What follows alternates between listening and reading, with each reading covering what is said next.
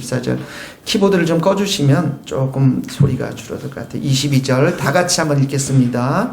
너희는 유혹의 욕심을 따라 썩어져가는 구습을 따르는 옛사람을 벗어버리고 오직 너희의 심령이 새롭게 되어 하나님을 따라 의와 진리의 거룩함으로 지으심을 받은 새 사람을 입어라. 아멘. 22절에 보니까 구속을 따르는 옛사람을 벗어버리고, 그리고 24절에 보니까 새 사람을 입어라 이렇게 나와 있습니다. 우리가 구원받은 성도로 이렇게 살도록 하나님께서 네 가지의 중요한 구원에 있어서 그 동기들이 작용되어졌는데, 첫 번째가 뭐냐면 성부 하나님께서 여러분들을 한 사람 한 사람들을 불쌍히 여겨주셨다라는 거예요. 저를 잠깐만 보시겠어요? 이제 책상에 보지 마시고, 우리를 불쌍히 여겨주시고 우리를 긍휼히 여겨주시고 우리에게 은혜를 베푸시기를 기뻐하시는 하나님, 성부 하나님이 계시고요. 그리고 이 성부 하나님의 구원의 계획에 따라 이 땅에 오셔서 십자가에 돌아가신 예수님, 대속의 제물로 우리의 죄 때문에 우리의 모든 더럽고 추악하고 또 형벌을 받아야 모든 마땅한 모든 것들을 예수님이 십자가에 위해서 다 가져가셨고, 그래서 그 예수님께서 이제 우리에게 의의 옷을 입혀주신 그 사역, 십자가의 사역, 예수님의 사역이 있고요. 세 번째는 뭐냐면 믿음이라는 수단을 통해서 예수님께서 구원은 십자가 위에서 다 이루셨고, 믿음이라는 수단을 통해서, 우리가 믿는 수단을 통해서, 우리가 믿음 때문에 구원받는 게 아니고 믿음으로 말미암아 수단을 통해서 우리가 구원을 받았고요. 그리고 우리가 이렇게 구원받는 데는 성령 하나님의 역사가 있었다라는 거죠. 말씀이 선포되고 또 십자가의 복음이 선포될 때 성령께서 여러분의 마음의 문을 여셔서 예수님을 영접하도록 하셨다라는 거예요.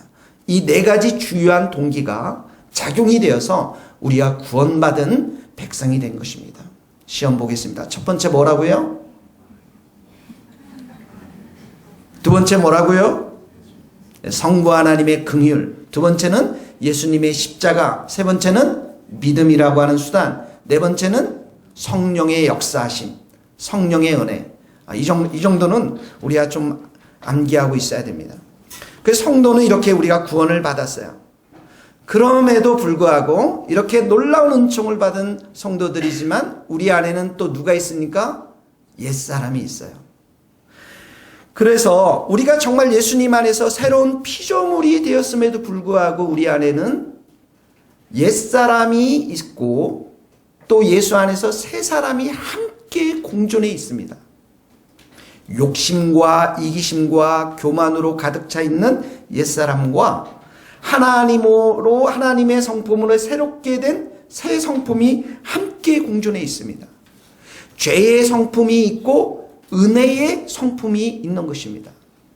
그래서 오늘 성경의 본문에 보니까 22절에 옛사람을 벗어버려라 이렇게 표현하고 있어요. 그리고 새 사람을 입어라. 24절에 보니까 새 사람을 입어라 이렇게 이야기하고 있습니다. 새로운 옷으로 갈아입어라 이런 말인데요. 옛사람을 벗어버리라라는 이 표현은, 이 문학적 표현은 마치 세례를 받기 위해서 예수님 믿고 이제 새로운 사람이 되었다라고 하는 의식을 하는데 세례를 받지 않습니까? 우리는 보통 이제 장로교에서는 세례를 머리에 이렇게 뿌리지만은 침례교는 이렇게 큰 수조통이 있어요. 거기에다가 물을 가득 받고서 이제 세례 받을 사람이 하얀 가운을 입고서 대기하고 있는 거죠.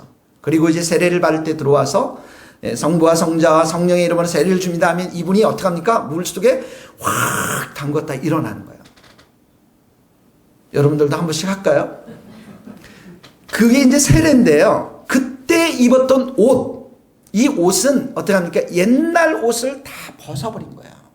세례를 받기 위해서 새로운 옷을 입었다라는 것이죠.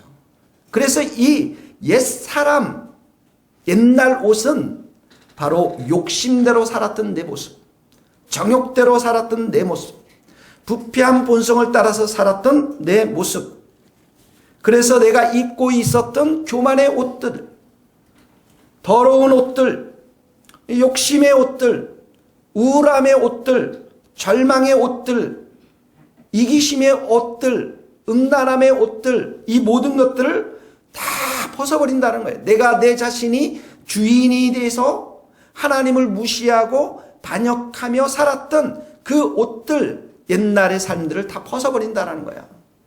그래서 다른 본문의 성경에서는 뭐라고 말하냐면 옛사람과 그 행위를 벗어버리고 이렇게 나와 있어요. 행위를 벗어버린다. 이방인의 뜻을 찾아서 쫓아서 행한 것이 지나간 때가 족하더라. 우리가 교만하게 행했고 이기심으로 행했고 내가 주인이 되어서 살았던 그 모든 옷들을 다 벗어버린다라는 것입니다. 그래서 여러분, 이 병아리가 알을 깨고 나올 때, 깨고서 나와서 어떡합니까? 다시 그 병아리 알 속으로, 껍질 속으로 들어가나요? 그러지 않습니다. 완전히 새로운 세계상에서 발을 밟고서 살아가면서 자라나는 것이죠. 그와 마찬가지죠. 우리의 옛사람의 옷들, 옛사람의 행위들을 다 벗어버리고 24절에 보니까 새 사람을 입어라. 이렇게 나와요. 새 사람을 입어라. 새 사람을 입는다라는 것이 무슨 말일까요? 큰 두 가지 의미가 있습니다. 하나는 예수님의 옷을 입는 것입니다. 또 하나는 성령님의 옷을 입는 것이에요. 예. 자, 여러분들 오늘 문자를 받으셨죠? 아침에 되면 주일날 항상 문자를 드리죠. 제가 여러분들에게 거룩하고 복된 주일입니다. 깨끗한 마음과 단장한 옷을 입고 오십시오. 그때 그 말로 표현했지만 그 말 속에는 예수님의 옷을 입고 오라는 거예요. 그래서 예수님께서 우리에게 옷을 입혀주셨는데 그 옷이 뭐냐면 의의 옷이라는 거예요. 의의 옷. 의라는 것은 하나님의 뜻에 합당한 자, 하나님의 눈에 보기에 바른 자, 죄인은 바른 자가 아니죠. 합당한 자들이 아니죠.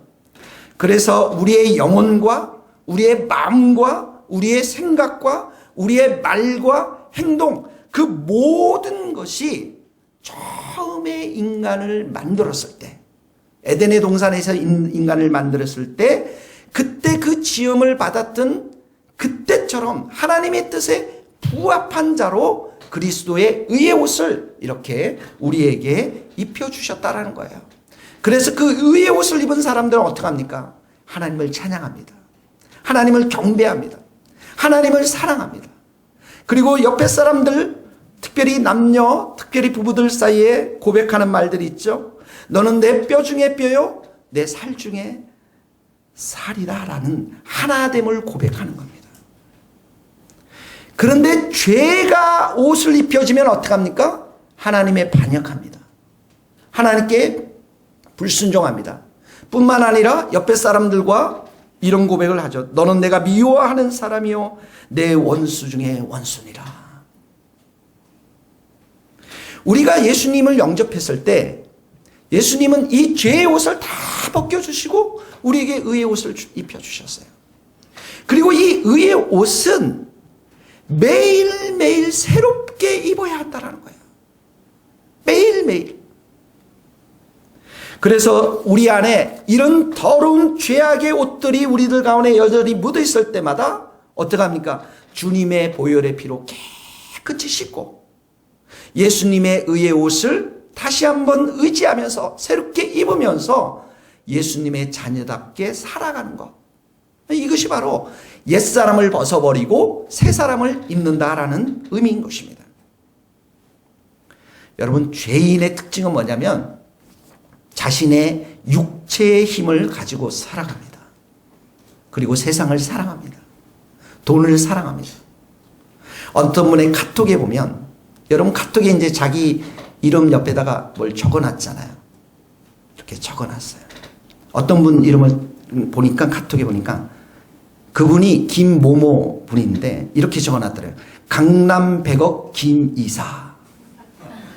그리고 그 밑에 보니까 궁금했어요. 그래서 카카오 스토리 딱 들어가니까 내 인생 100억을 위해 돌진하라. 100억 제일 김이사.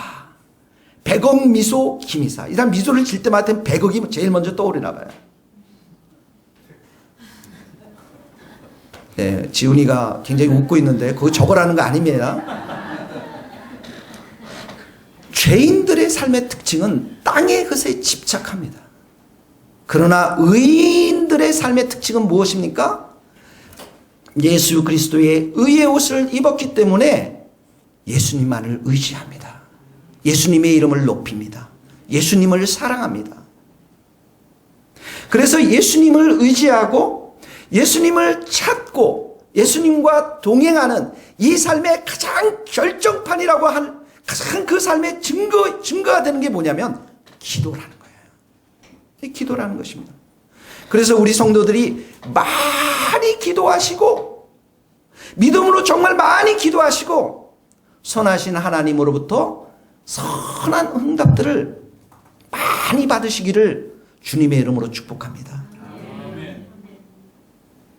그래서 간증들이 많아야 돼요, 여러분들. 거기 한번 우리가 있나요? 야고보서 1장 17절 있나요? 네, 같이 한번 읽어봅시다. 시작. 온갖 좋은 은사와 온전한 선물이 다 위로부터 빛들의 아버지로부터 내려와요. 다시 한번 읽어봅시다. 시작. 온갖 좋은 은사와 온전한 선물이 다 위로부터 빛들의 아버지께로부터 내려오는 거예요. 아버지께로부터 내려오는 선물이야 합니다. 그래서 여러분들이 그리스도의 옷을 입고 정말 아버지를 사랑하고 아버지를 경배하면 아버지께서 뭘 준다고요? 선물을 주세요. 할렐루야. 선물을 주세요.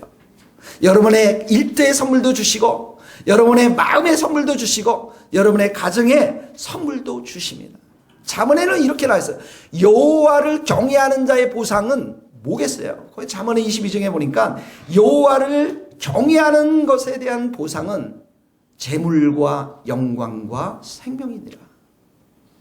우리의 모든 삶의 첫 번째 조건이 뭐냐면 먼저 그의 나라와 의를 구하는 거예요. 예수님을 사랑하는 거예요. 예수님의 의의 옷을 입고서 날마다 살아가는 것입니다. 두 번째 옷을 입는다라는 의미는 성령의 은혜의 역사를 덧입고 사는 것을 말하는 것입니다. 여러분 옷을 벗었으면 어떡합니까? 입어야 되겠죠. 다 벗었는데 입지 않고 돌아다닌다면 창피합니다. 옛사람을 다 벗어버렸으면 새로운 옷, 예수 그리스도의 의의 옷뿐만 아니라 성령의 충만함의 은혜의 옷을 입어야 하는 거예요. 그 미얀마에 이제 정말 우리 세진이 같은 아이들, 이제 우리 하민이 이런 친구들이 아침이 되면 지난번에도 말씀했지만 머리를 팍팍 깎고요. 분홍색 그걸 뭐라고 그러나요? 옷을 입고서 열댓 명이서 줄을 쫙 서면서 그릇은 그릇 큰 걸 들고 돌아다녀요. 그 수천 명이 아침 5시하고 오전 11시에 밥을 먹는데 11시에 밥을 먹는 그 자리에 가봤어요. 그랬더니 11시가 되니까 그 건물에서 아이들과 청소년들, 어린아이들, 청소년들이 쫙 나와서 줄을 서서 이제 밥을 타서 먹는데 하나같이 그 얼굴이 있잖아요. 딱딱하고 냉랭하고 굳어있는 얼굴이었어요. 한 사람도 내가 그 얼굴에서 기쁨이 있는 사람들이 아무도 발견하지 못했어요.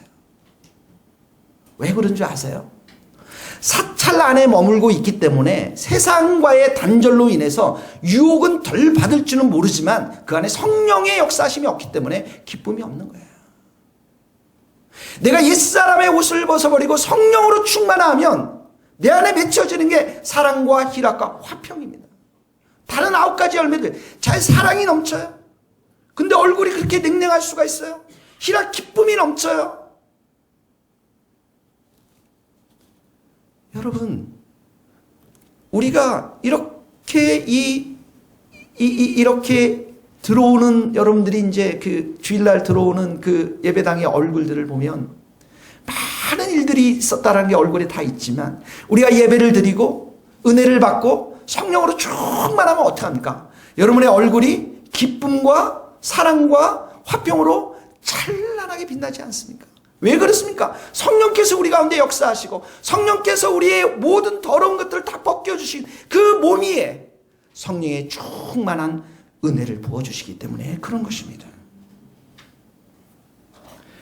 그래서 여러분, 우리가 새 사람을 입는다라는 것은 우리가 정말 하나님이 원래 우리를 창조했던 하나님의 형상으로 우리가 회복되는데 여기에는 하나님의 기름 부으심 은혜의 역사도 있어야 하지만 우리의 노력도 필요한 것이에요.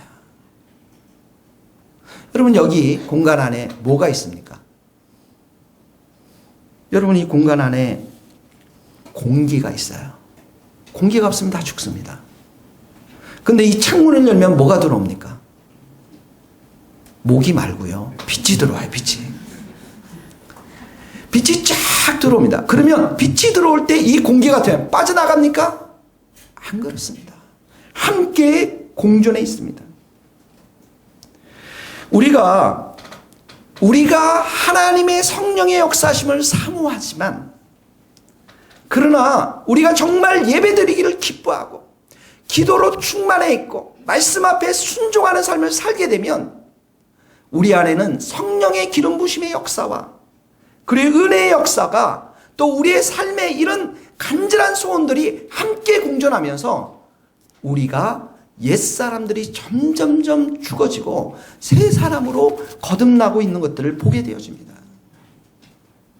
그래서 우리 주님의 세계가 이제 9월 말이 되면 3년째 돼요. 우리 3년째 되는데 우리가 뭐 잔치를 좀 해야 될 것 같은데요.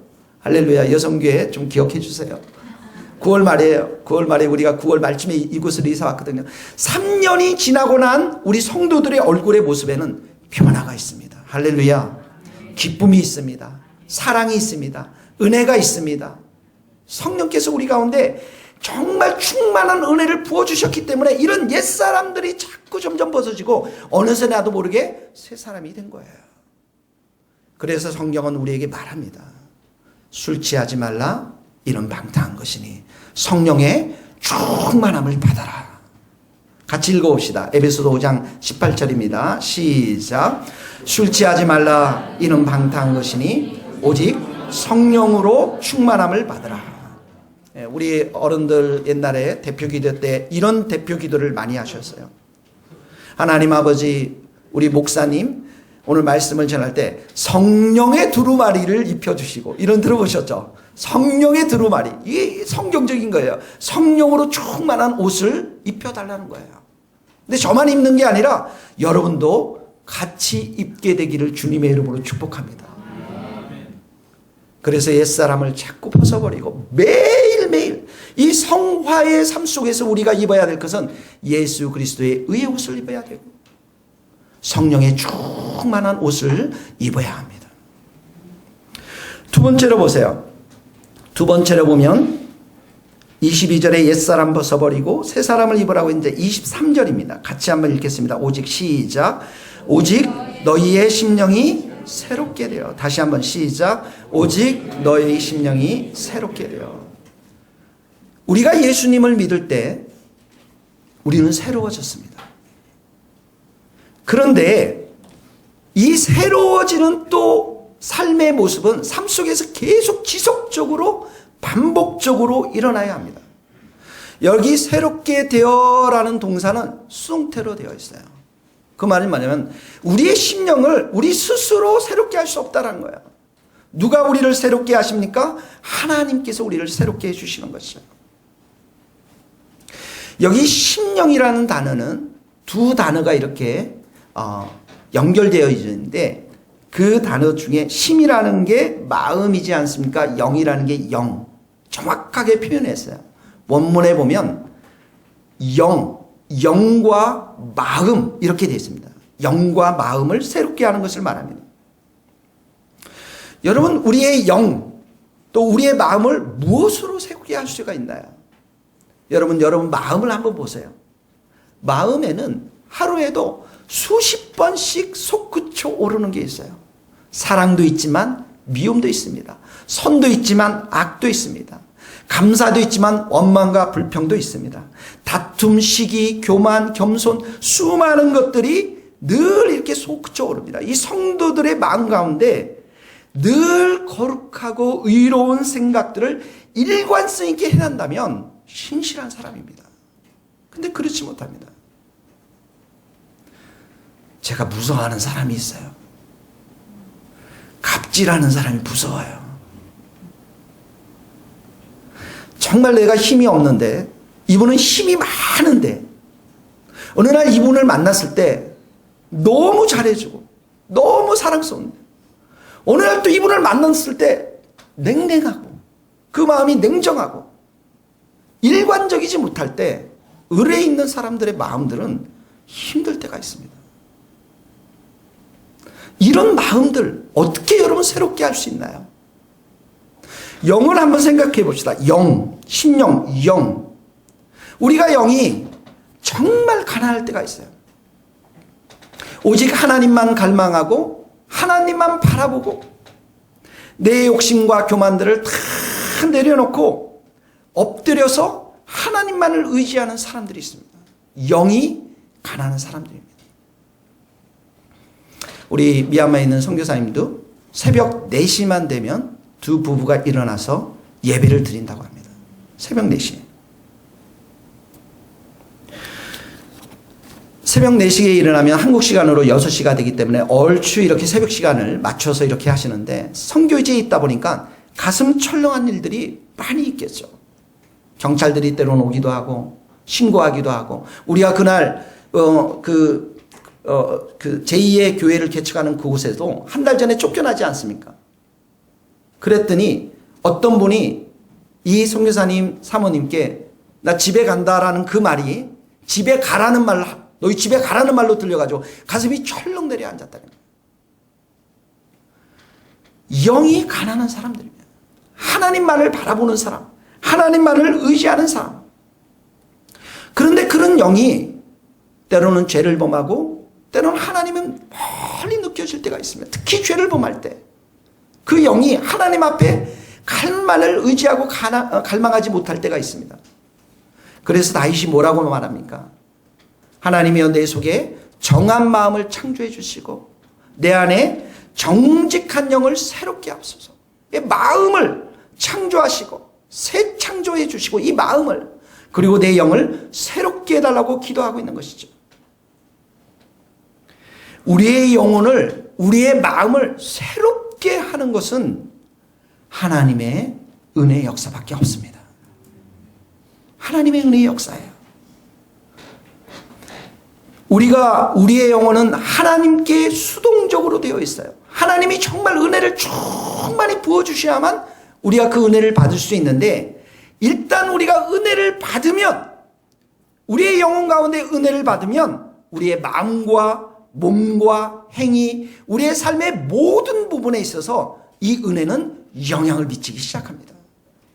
그래서 우리의 심령으로부터 우리의 인생이 시작이 되는 거예요.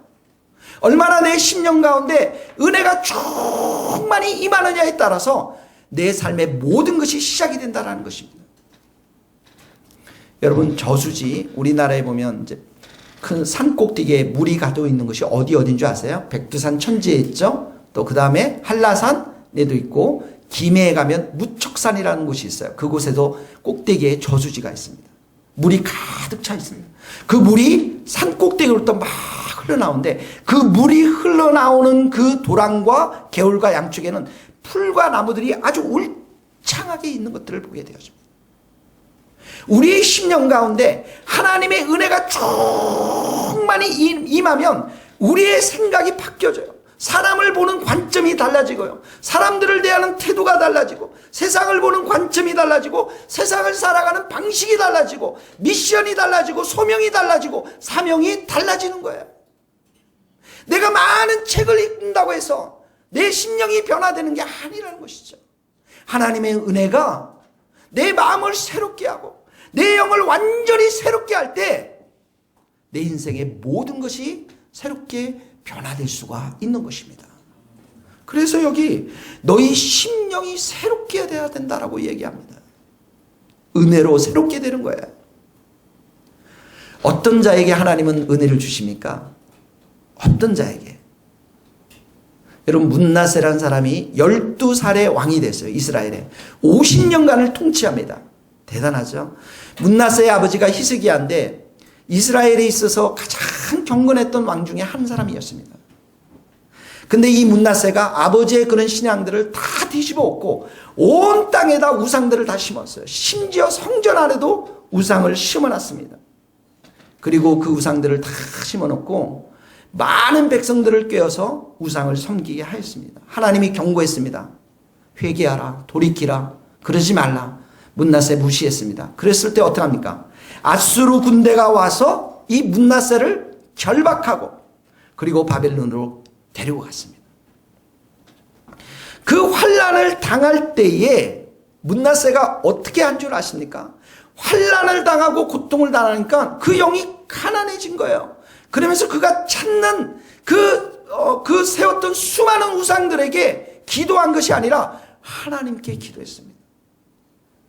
그리고 하나님 앞에 크게 겸손해져서 결국은 다시 돌아오게 되고 왕위의 자리에 서게 되면서 그제서야 여호와 하나님이 진짜 하나님인 것을 깨닫게 되었습니다. 고통 중에서 하나님을 만나고 은혜로 회복되면서 하나님을 깨닫게 되었다는 거죠. 여러분, 하나님은 교만한 자를 대적하십니다. 하나님은 겸손한 자들에게 은혜를 주십니다. 겸손한 자들에게 은혜를 주세요.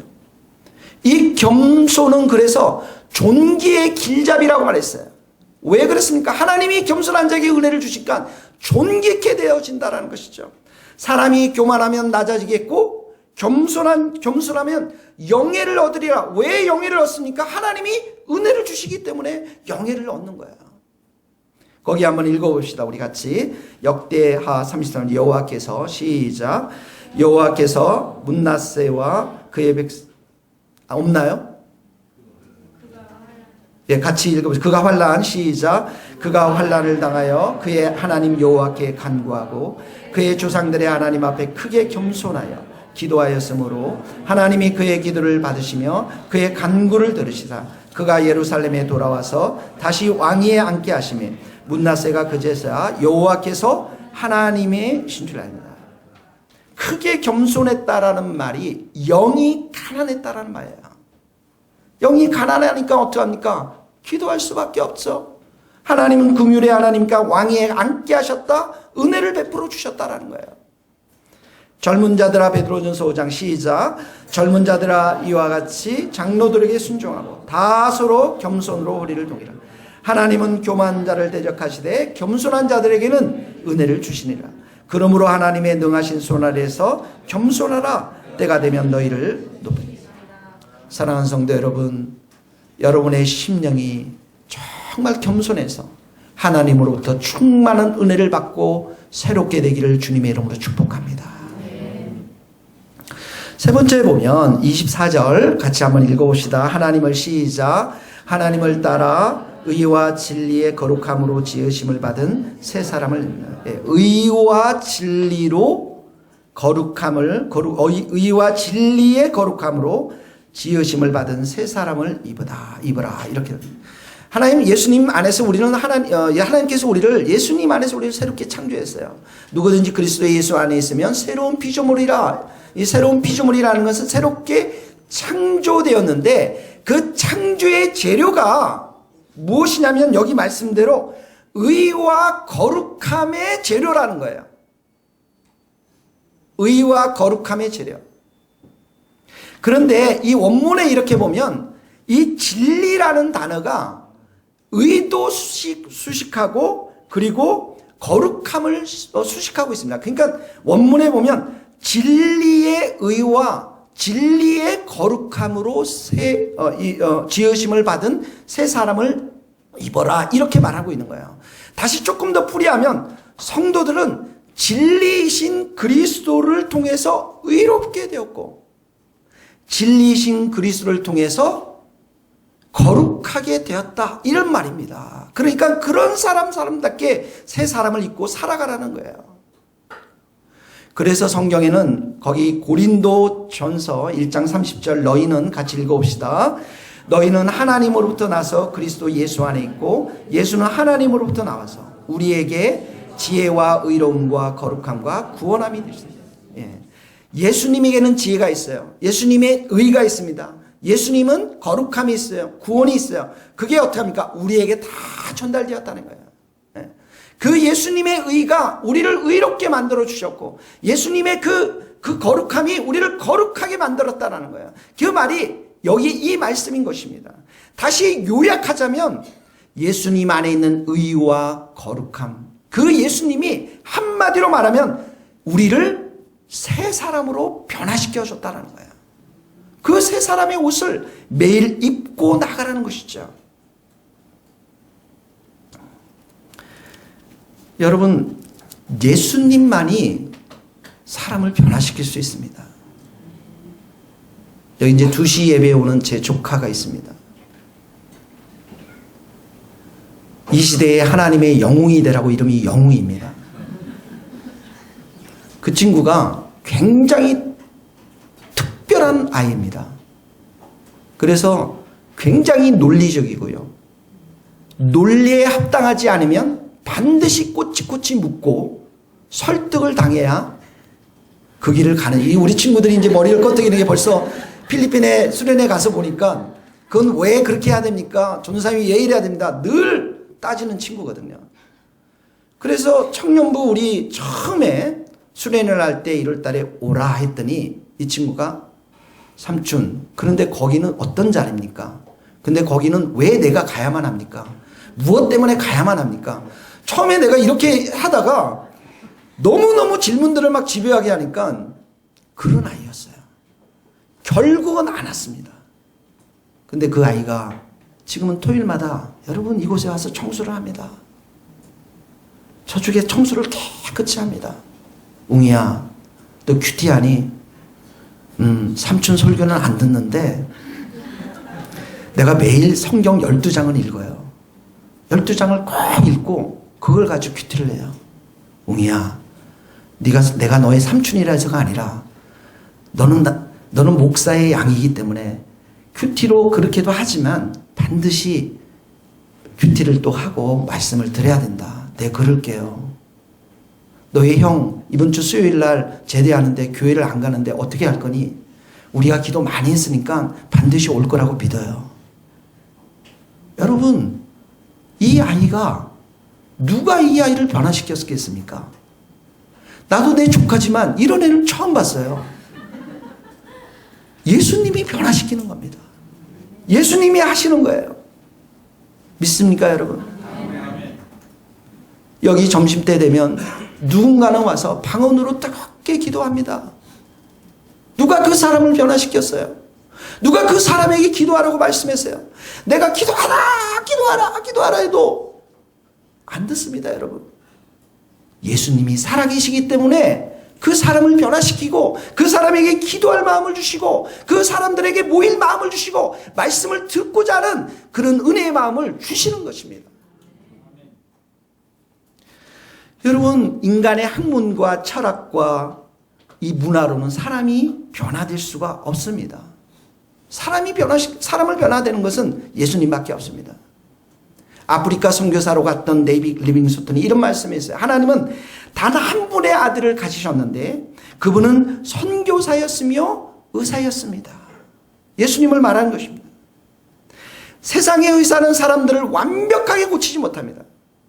죄송합니다. 우리 이치은 형제가 여기 계시지만 이치은 형제 의사지만 완벽하게 못 고치십니다.